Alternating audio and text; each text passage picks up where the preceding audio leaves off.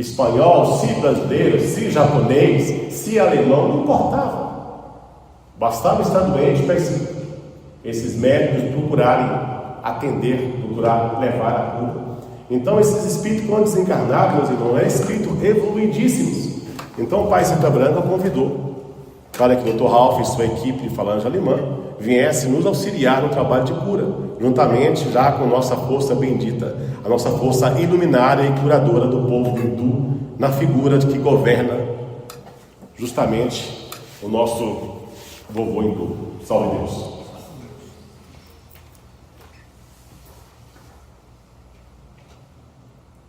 Sereia de Iemanjá.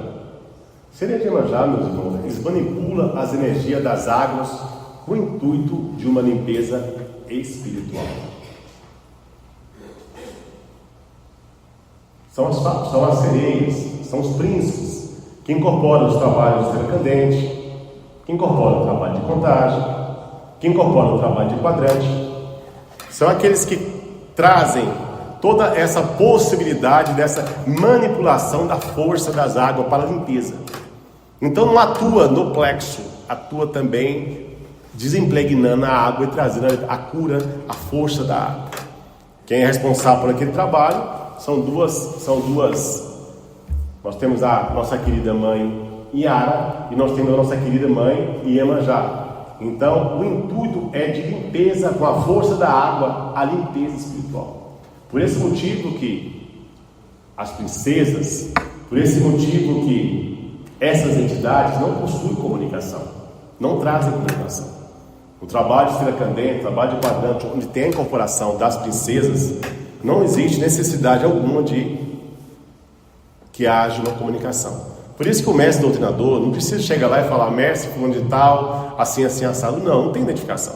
Do mesmo momento que eu preciso também identificar no trabalho de paz com os caboclos. Por quê? O caboclo trabalha para a limpeza da áurea. Agora no trono não. O trono aí tem. Você tem que aconselhar o paciente a sempre a falar o nome e a idade. É diante do nome e da idade. É que o preto velho vai ter uma comparação do quadro espiritual.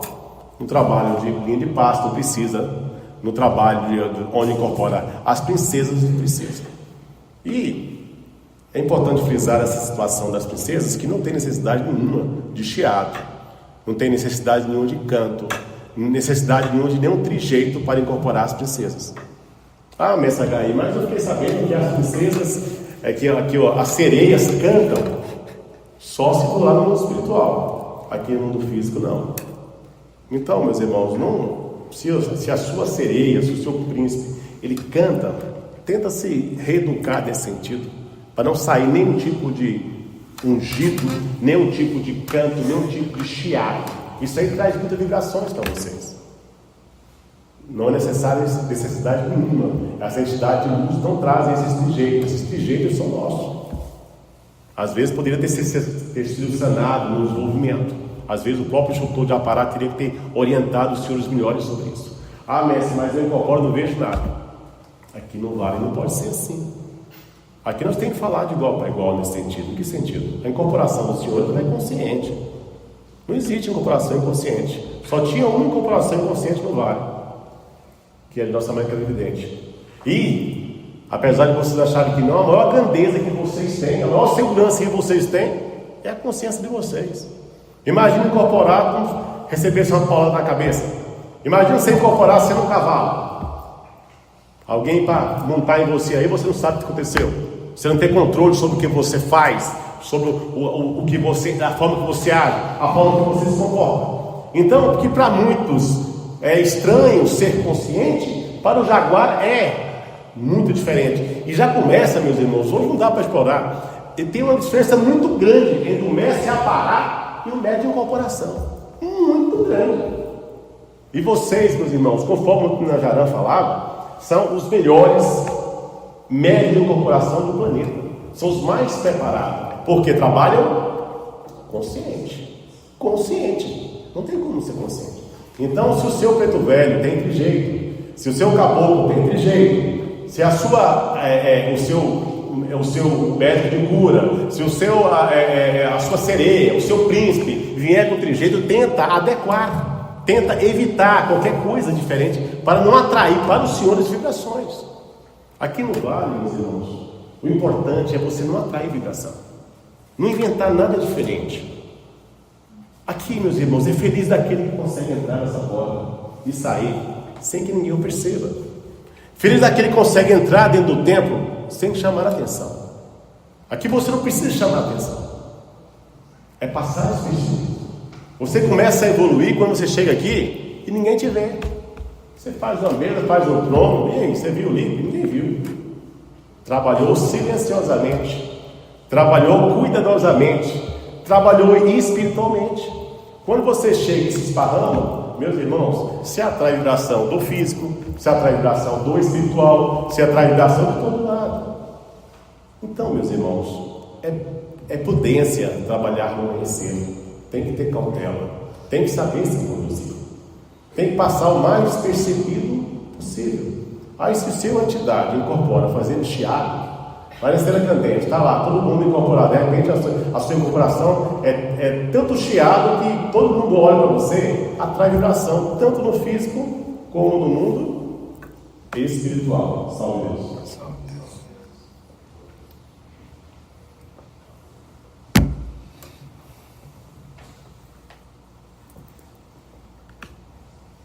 Sofredores. Os sofredores, meus irmãos, são espíritos que tiveram a oportunidade de encarnação e ficaram presos nos karmas, presos no passado, presos em suas vítimas, presos em seus algozes, presos no que deixou de fazer, presos no que precisava fazer, preso no dinheiro, preso no poder, preso na ganância, preso na insatisfação, preso na injustiça. Preso é um prisioneiro dele mesmo, é um prisioneiro da sua própria mente. O que isso causa? Causa que um espírito de células doente, um espírito cansado, um espírito envelhecido, um espírito velho, de células doentes. A sua emanação, a sua visualização, a sua presença, ela é opaca. Ela é uma presença sem luz. Ela é um espírito que ele traz uma energia pesada. Se alimenta de quê? Se alimenta de matéria em decomposição, se alimenta de ectoplasma pesado, se alimentam de animais, sangue de animal. A diferença para o espírito de luz. Se alimenta principalmente da droga, se alimenta principalmente da bebida demasiada. A energia gerada pelo ódio, a energia gerada pelo desconforto, a energia gerada pelo ciúme, pela obsessão, pela possessão, pelo poder, pela luxúria, pela sexualidade. Esse é o poder gerado que alimenta a força, que alimenta o irmão sofredor. Por isso que em nossas vidas, em nossas caminhadas, você percebe que você está o tempo todo sendo testado. E temos que ter muito cuidado até mesmo nas brincadeiras que fazemos. Você tem que estar sempre analisando com quem você vai brincar, o que você vai falar. Dependendo da pessoa estar sensível, dependendo da pessoa estar com padrão baixo. Eu vou explicar para vocês o que é padrão. Então nós temos que ter a preocupação para não atrairmos para nós irmãos sofredores. Porque o irmão sofredor, ele baixa o seu padrão. Em que sentido? Vocês já perceberam que quando você começa a discutir com uma pessoa, quando você começa daqui a pouco você começa a se alterar, um casal, acontece isso. Sai com diz os namorados para farrear, de repente fala alguma brincadeira que ele não gosta, de repente a pessoa acha aquilo olhou para quem não deveria olhar, de repente a comida não sai da forma que era para sair, daqui a pouco os dois estão brigando, daqui a pouco os dois estão se matando.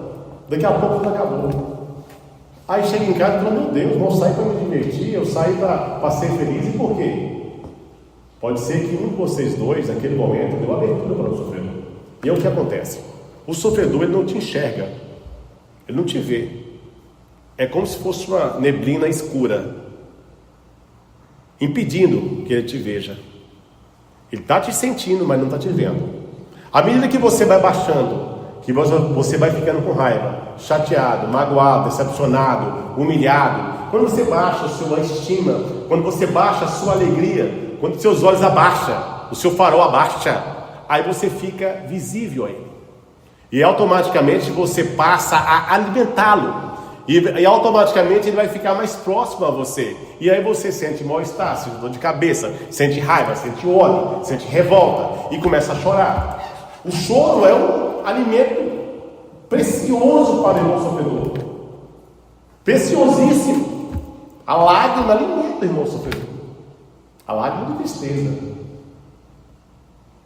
A lágrima de dor. A lágrima de saudade. Espírito de luz não tem sentimento. O sentimento ele é negativo. O sentimento você não controla. Não tem uma frase que fala assim, tudo passa, não é verdade? Essa frase é uma frase sentimental. Quando você busca a razão, é diferente. Então temos que ter muito essa forma de nos conduzir para criar abertura para esses irmãos sofredores. Temos que saber nos conduzir. E em tudo. Só Deus. E diante desses sofredores, meus irmãos, que são espíritos que não cumpriram a sua missão, são espíritos que estão desencarnados e dificilmente vai ter a oportunidade de encarnação de volta. Muito difícil. Nós estamos no fechamento de um ciclo, então a possibilidade de encarnação do espírito está cada vez mais difícil. E cabe a nós, meus irmãos, missionários, através do nosso trabalho na lei do auxílio, tentar proporcionar a esses irmãos um pouco de acalento, um pouco de uma oportunidade feliz desse espírito voltarem para Deus. Vamos Deus. E diante dos espíritos sofredores, nós temos aí, por exemplo, os chamados recém-desencarnados. O próprio nome diz ao pé da letra o que se trata. Quando eu falo recém-desencarnado, significa que é espírito que recentemente desencarnado, recentemente deixaram essa matéria, esse corpo animal. Tia Neiva, nossa mãe clarividente, costumava chamar esses espíritos de mortinhos. Mortinhos. E como é isso? Um espírito, quando ele desencarna, meus irmãos, de uma forma normal, ele vai para um departamento lá no Canal Vermelho, que é chamado de Pedra Branca. Eu vou falar sobre esse tópico em algumas aulas para frente. Vou só pincelar aqui para vocês entenderem. O espírito ele deixa a matéria, ele deixa o corpo animal e se torna etérico. Sai do físico e se torna etérico. O perispírito, a alma e o espírito, o perispírito. Então ele vai para um departamento no Canal Vermelho chamado Pedra Branca. E lá ele fica por 7 dias, 7 noites. E quando acaba esse período, ele volta para a Terra. E é ali que fica no encruzilhado. Ele vai para o mundo espiritual, ele vai para as casas transitórias, ele vai para os hospitais. Ali a conquista dele está ali. Ou ele fica perambulando pelos mundos inferiores. A escolha dele. Logicamente que é a escolha associada à conquista. Só que ele, quando ele desencarna, ele perde peso. Lembra que tudo é energia e tem peso molecular? Então, quando você desencarna, você perde o seu peso molecular por ter essa estadia no Canal Vermelho. Desculpa, no Canal Vermelho, que é um departamento do Canal Vermelho chamado Pedra Branca. Esses 7 dias te gasta um peso. É como se gastasse a sua energia, é como se você precisasse se reabastecer.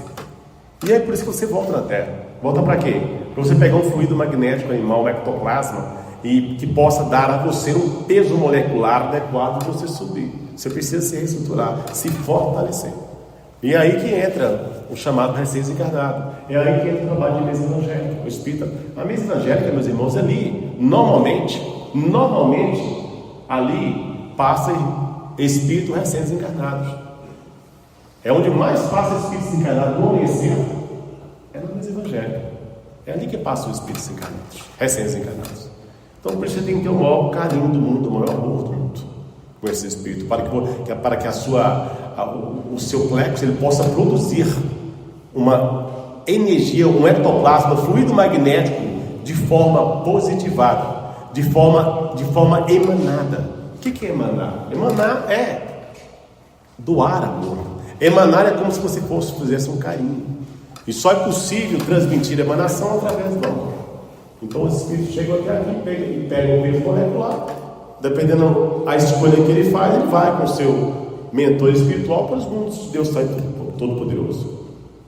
É importante frisar aqui, quando você nasce, meus irmãos, Deus dará a você um mentor. Não é esse que te incorpora, não é o guia espiritual, é o mentor. É o seu mentor. E esse mentor, meus irmãos, ele acompanha você do dia que antes de você nascer, até o dia do seu desencarne, até o período que você fica lá na Pedra Branca, ele está contigo. Aí quando chega aqui, meus irmãos, depois do 7º dia, que esse espírito volta aqui para a Terra, não é que ele volta para o mundo físico, ele volta para essa dimensão, para essa atmosfera, não da Terra, mas do etéreo. É facultado a ele voltar para o mundo espiritual, não para a sua origem, depende da sua conquista. Se ele voltar, o mentor continua com ele. Se ele escolher ficar aqui, ir atrás da sua casa, da sua mulher, do seu carro, do seu dinheiro, atrás de quem ele fez mal, atrás de quem destruiu, naquele momento ele deixa de ter aquela proteção. Aí ele fica desapadrinhado, sem o seu mentor espiritual. Salve Deus. Diante desses irmãos sofredores, nós temos também os chamados de telídrios e obsessores. Vamos falar de obsessor primeiro. O obsessor, meus irmãos, é aquele que liga ao encarnado, que se liga ao desencarnado. O obsessor, meus irmãos, ele se liga tanto ao encarnado como se liga também ao desencarnado. E ele estabelece uma sintonia mental. Uma sintonia mental com aquele que ele é credor, com aquele que foi o seu algoz, com aquele que destruiu a sua vida, ou destruiu os seus valores, ou lhe causou uma dor imensurável. Então esse é o obsessor. Ele se liga ao outro, se liga ao próximo, tanto desencarnado como encarnado. Ele estabelece uma sintonia, uma ligação com o seu algoz, ao ponto que ele fica lá no espaço, lembrando de você, e você aqui embaixo, sua vida se esbagaçando. Tamanho é, pela bênção de Deus, pela oportunidade de Deus, aqui se faz, aqui se paga, a lei de causa e efeito. Houve uma causa, vai ter um efeito. Então, se você o destruiu, ele tem direito de receber. Então, ele cria essa ligação, essa identidade, essa ligação com você, e passa a te cobrar. Ele te cobra, meus irmãos, de forma implacável. O ponto que o obsessor normalmente é um espírito que ele desenvolveu de forma muito brusca, de forma muito difícil. Normalmente é um espírito que desencarna numa briga, desencarna com ódio de alguém numa cama.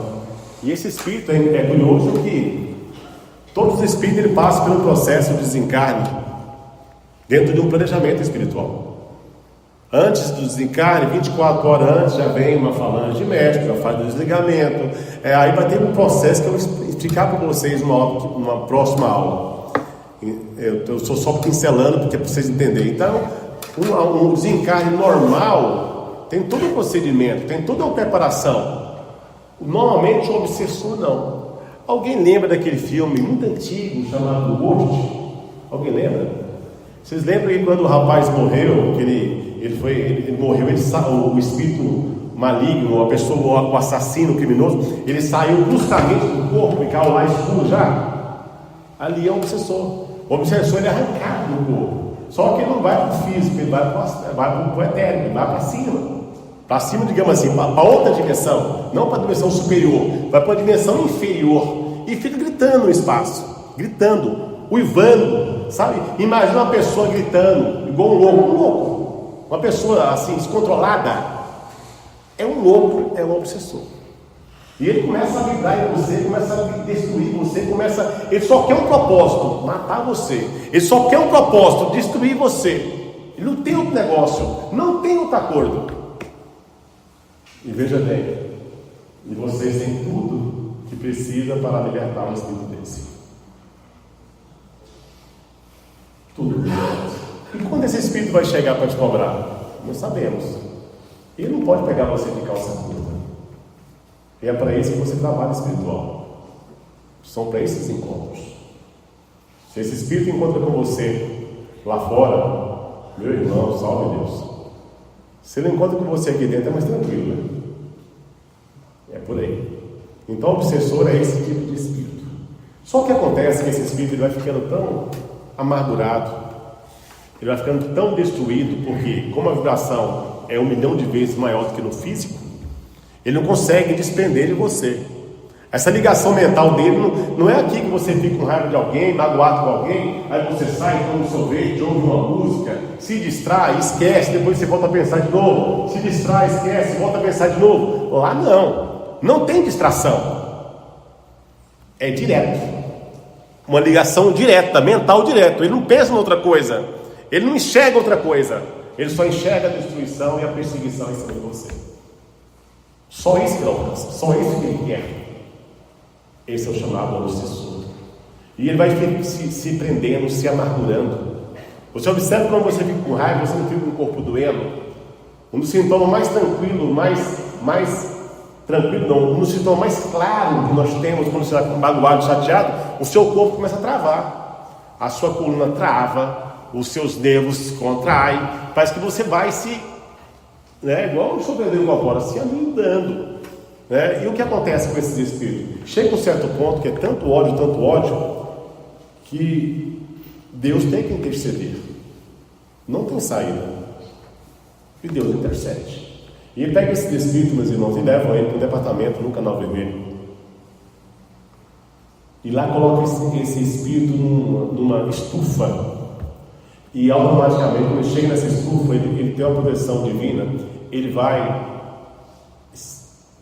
vai se comprimindo, não é perdendo, ele vai se comprimindo, perdendo peso, e vai ficar do tamanho de um punho fechado, tamanho da cabeça do macaco, que é o chamado de elítrio.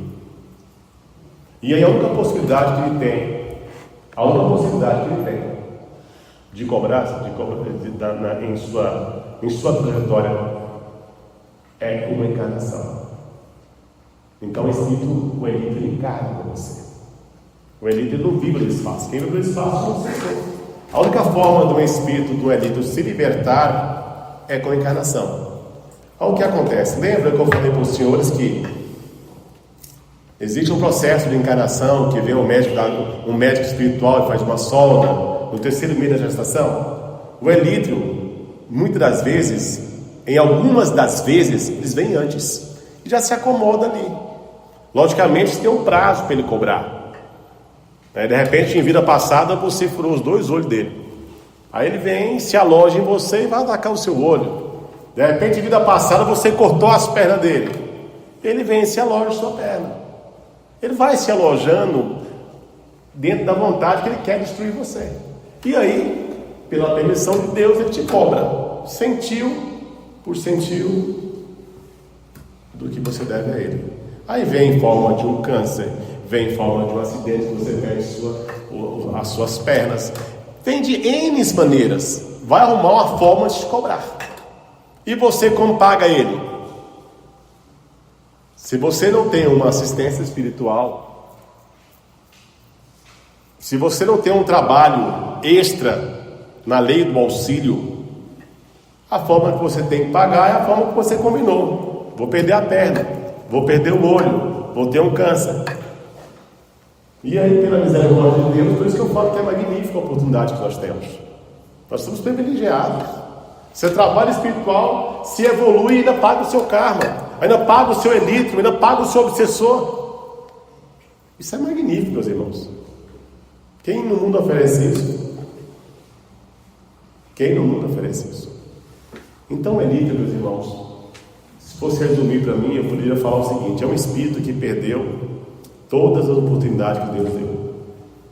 Ele chega nesse estado, ao ponto que, depois dele se libertar, ele cobrou, veio aqui no mestre aqui, cobrou. Chegou o dia dele se libertar, ele se libertou. Ele sobe. Depois dele subir, meus irmãos, para ele voltar à condição humana de forma aparência, de tomar consciência de novo, às vezes demora 200, 300 anos. Imagine que tristeza, até esse espírito voltar. Salve Deus.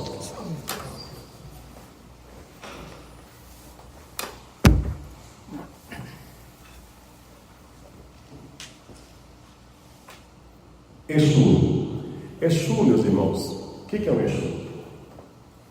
Exu, meu irmão, é uma criatura, é um espírito desencarnado, é um irmão querido, é um espírito de uma personalidade ativa, de um intelecto, digamos, o intelecto dele é elevado, inteligentíssimo, é um pai de família, é uma pessoa como nós qualquer, muito apegado aos valores da alma. O que é da alma? O que a sua alma faz? Enxerga o físico.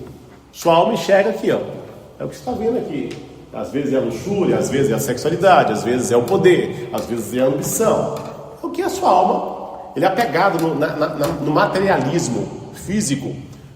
E muito pela sua sagacidade, quando encarnado, era um espírito que buscava sempre a justiça. O que é a justiça? De dente por dente, de olho por olho. É aquele que não aceita a injustiça, ele trabalha pela justiça. Só que a justiça, meus irmãos, ela é alicerçada por algo que nós chamamos de Jeová Negro. Nós temos a justiça divina, que é de Deus Pai Todo-Poderoso, e temos a justiça negra, que é de Jeová Negro. Então esse senso de justiça que nós temos, de vingança, você me fez mal, eu vou lhe fazer mal, você me bateu, eu vou revidar, você me humilhou, eu vou te humilhar, isso não é a linha de nosso Senhor Jesus Cristo. Então o Exu ele tem essa característica. Então é um espírito muito, digamos, dessa linha voltada para os valores da terra. Então quando desencarna, normalmente ele se torna um líder espiritual. Um líder espiritual também dele. É um espírito que ele conhece. Nós aqui lidamos com a magia de nosso Senhor Jesus Cristo. Lidamos com energia, com manipulação de forças. Não é isso? Nós recebemos força. Ó Jesus, deixe que as forças deslocam até meu plexo. Eu tenho uma fonte geradora de força. Cada um de nós temos uma fonte geradora de força, não temos? Você tem uma força que vem de Deus Pai Todo-Poderoso. Você faz a sua missão, você recebe uma força, recebe um mantra de Deus do céu. Então nós temos fonte geradora de força e temos energia. Somos capazes de manipular a energia de nosso Senhor Jesus Cristo. Eles manipulam a energia, só que eles não têm fonte geradora de energia. Eles não têm como abastecer-se de forças.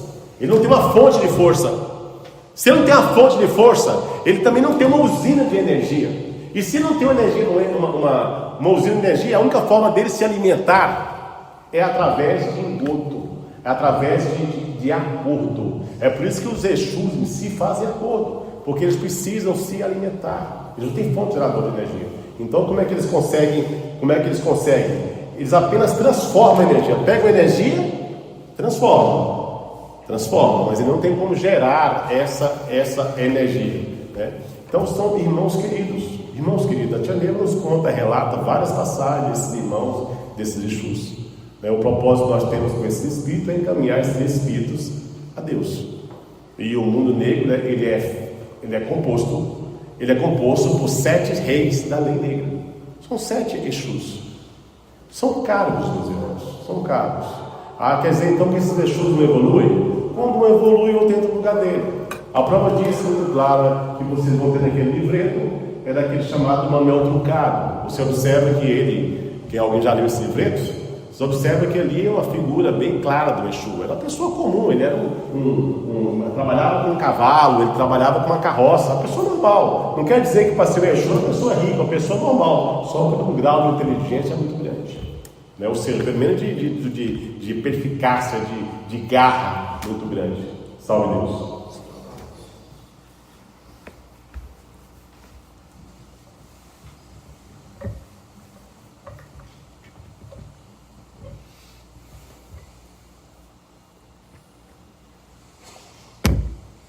Murumbus.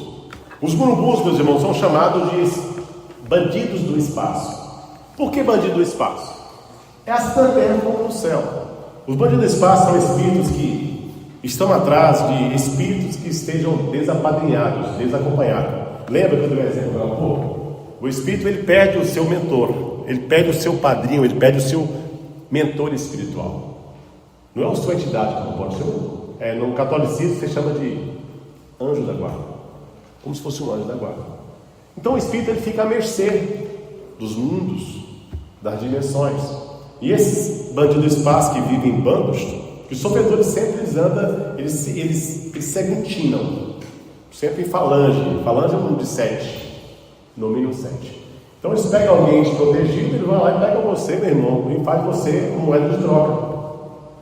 Você gera trabalho braçal para ele. Então os bandidos, eles roubam as pessoas, não os objetos, roubam os espíritos, colocam, aprisionam os espíritos e vão lá para aquelas cavernas desses Exus e vendem os espíritos. A característica desse chamado morumbus é que eles têm um poder hipnótico, eles têm o poder de hipnotizar as pessoas. Então ele chega, se aproxima, leva a pessoa na conversa, daqui a pouco a pessoa está presa. Essa é a função dos morumbus. E muitas das vezes, meus irmãos, esses espíritos vão perdendo a forma humana. Esses chamados morumbus mesmo, eles se apresentam muito com uma característica de bode mesmo, bode. Salve Deus. Muruçangis. Os muruçangis, meus irmãos, são aqueles que vampirizam energia vital. A energia vital, meus irmãos, é a energia que nos dá vida. Então são espíritos que eles grudam no pescoço da pessoa e vai sugando a sua energia, vai sugando a sua vida, vai sugando a sua vontade de viver. São chamados, é como se fosse, meus irmãos, o sanguessuga. O Tinoraquém falava que é aquelas pessoas bem amareladas, bem adoecidas, aquelas pessoas que perdem a vontade de viver, aquelas pessoas que ficam realmente adoecem, às vezes com um sentimento de preguiça, com um sentimento de falta de vontade, com a falta de vontade de viver. Está muito é um espírito que às vezes está ali sugando a energia dele, não consegue entrar aqui dentro. Um espírito desse chega no trabalho desse, tem toda a permissão de Deus para poder ser evoluído. Falcões, homúlos. Os homúlos, meus irmãos, são os espíritos que se apresentam como se fosse uma caveira mesmo, sem ossos, uma caveira. Eles têm uma capa vermelha que envolve eles todos. Eles têm uma característica peculiar. Os homúlos são espíritos que se alimentam de matéria em decomposição, matéria de corpo físico, matéria de animal. Com todo respeito, é como se aqueles pássaros pretos que voam por aí. Um exemplo aqui, não vou falar o nome. Mas eles se alimentam de energia em decomposição. Por isso que é muito comum em cemitério, eles ficam lá, acompanhando o corpo, ou seja, aquela energia, aquela matéria do animal, do corpo animal que vai se decompondo, ele vai se alimentando aqui. É o chamado de homúlos. Aí nós temos também, com esses, meus irmãos, nós temos uma atenção especial, até pulei e voltei aqui, é o chamado falcões. Esses espíritos, meus irmãos, eles são espíritos que se apresentam como pássaros com a face humana. Por isso são chamados de falcões. Esses espíritos, nós temos uma obrigação muito grande com eles. Esses espíritos não são espíritos que passam nos tronos, passam na mesa, não. Um espírito desse, um local que é possível passar, é na estrela cadente. Um local pode passar um espírito de um falcão na estrela cadente. Eles atuam, meus irmãos, em lideranças políticas, em governos, em magistrados, em decisões. É os que promovem essas guerras que acabamos de ontem para hoje, começou uma nova guerra entre dois Irã e não sei o que, não sei qual país, mas enfim, são espíritos que provocam guerra, provocam desatino entre países, entre nações. São chamados de falcões. Por que nós temos compromisso com ele? Com toda a nossa preparação que nós tivemos, meus irmãos, para a vinda do homem jaguar, a nossa experiência que nós tivemos lá junto ao oráculo de Delfos, a esse poder, uma das passagens mais marcantes de nossa mãe clarividente, no rastro da sua história, no rastro da história do jaguar, foi lá em Esparta, foi lá em Atenas, todo aquele poder, toda aquela magia de nosso Senhor Jesus Cristo, toda aquela preparação, toda a evangelização, toda a espiritualização que houve do homem jaguar na figura do espartano, que foi uma fase preparatória para a vida de Jesus. Se esperava que quando nós chegássemos na chegada de Jesus no Império Romano, junto a Jesus, nós tivéssemos toda a condição de ajudar Jesus na implantação, ajudar a Jesus na palavra, ajudar a Jesus na implantação do cristianismo. E lá no Império Romano, como vocês bem sabem, foi um dos períodos em que nós mais fomos sanguinários, em que nós mais somos corruptos.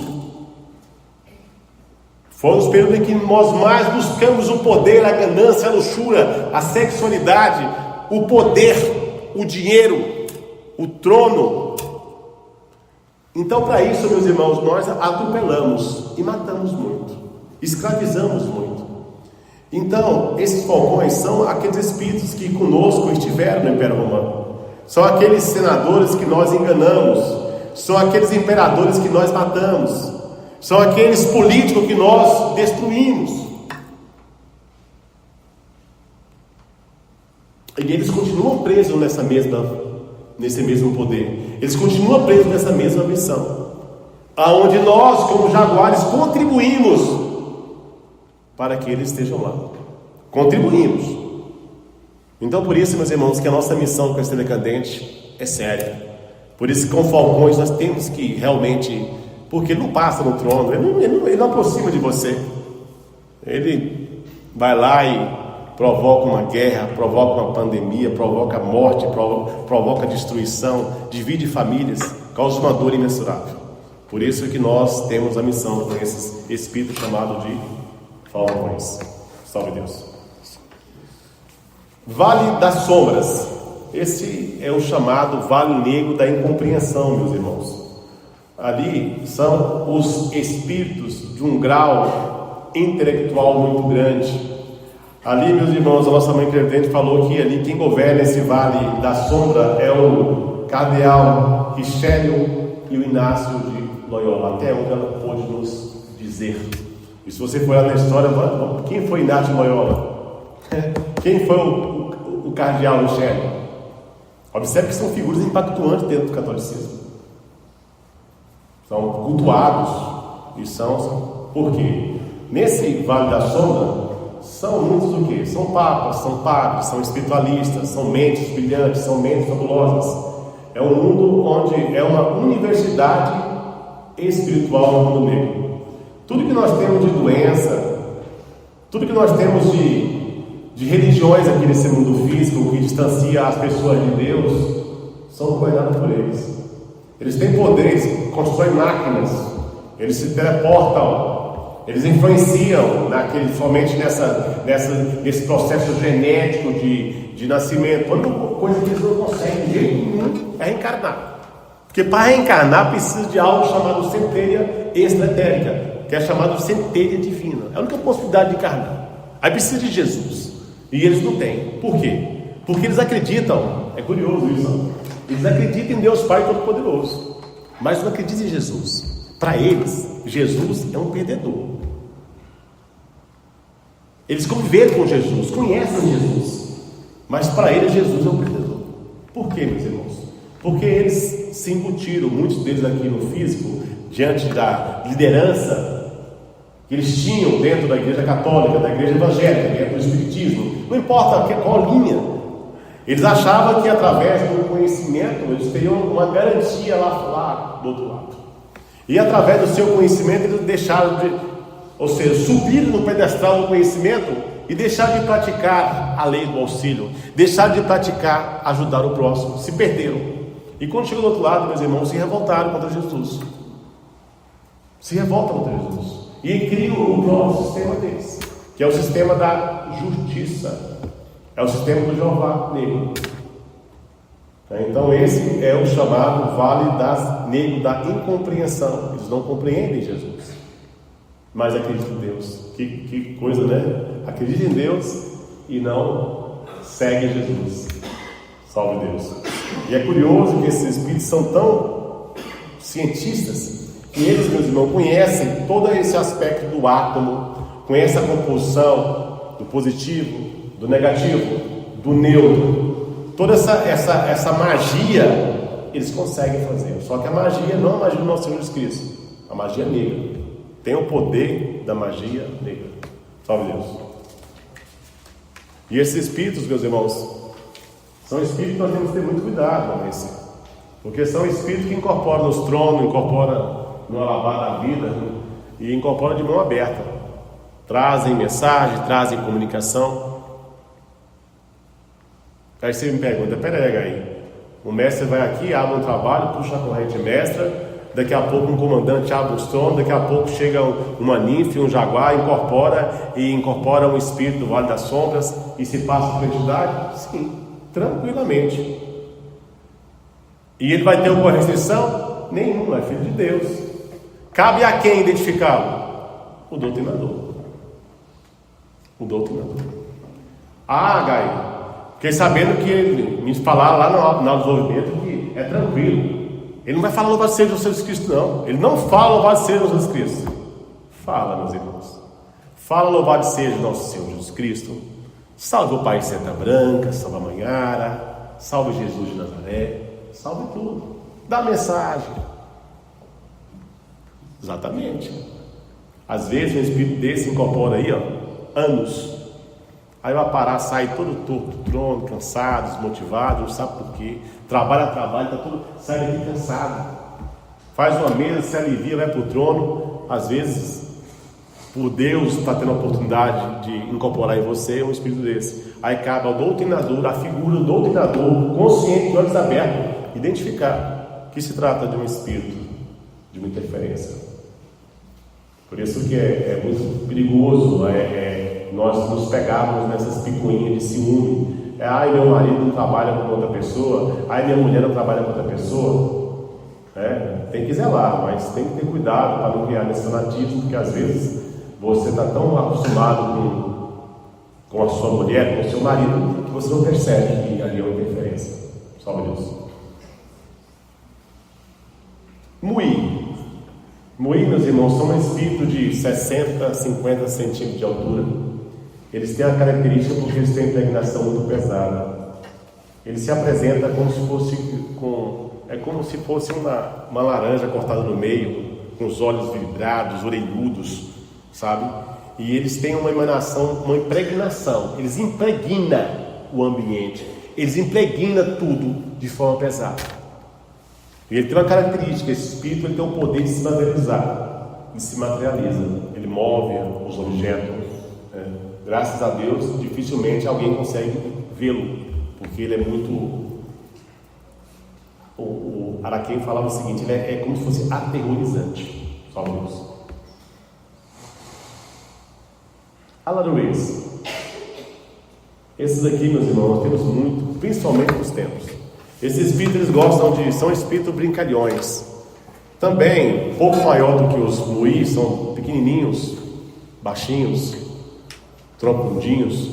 E esses espíritos, eles gostam de algazarra, de brincadeira, de risos, eles gostam de ficar aqui igual menino, pulando para lá e para cá, e sobe em cima de um, sobe em cima de outro, puxa o orelha de um, puxa o orelha do outro. Ele fica fazendo algazarra. E o intuito dele é desequilibrar a pessoa.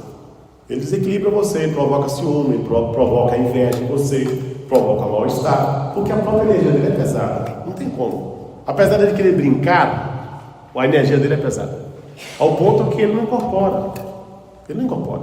O Espírito de Deus não tem condição de incorporar.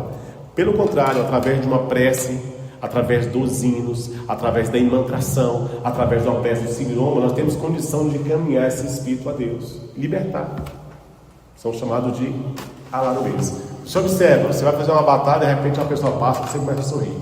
Daqui a pouco um está sorrindo. Daqui a pouco todo mundo está sorrindo. Está aqui na fila magnética, daqui a pouco você brinca com um, daqui a pouco está brincando, daqui a pouco um está sorrindo, daqui a pouco você está chorando, daqui a pouco você está se arrependendo. Ou seja, vai mudando o seu padrão, o seu comportamento, devido à influência desse tipo de espíritos. Salve Deus. Vibrações. Meus irmãos, salve Deus. Tudo que existe emite vibração. Tudo. que nós temos aqui é matéria. É matéria o quê? É matéria, é a